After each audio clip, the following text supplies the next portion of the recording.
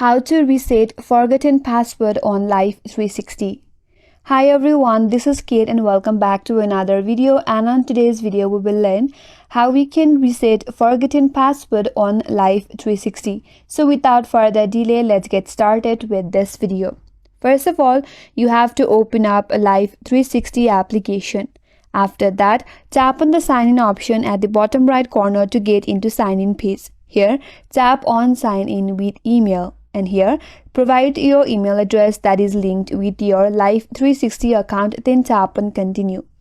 Now it's gonna ask you to enter your password, but in order to recover your password, tap on the link on the interface that says forgot password. That's gonna take you to the different page. Here, again, you have to enter the email address that is linked with your account and then tap on continue. Now you will receive an email into your account. There, you will receive a link in order to reset your password. So you can close Life360 application, then open up Gmail in your device and check in the inbox. There you will receive an email from the Life360. Here is the email. After you open it up, there is an option as reset password. Tap on it.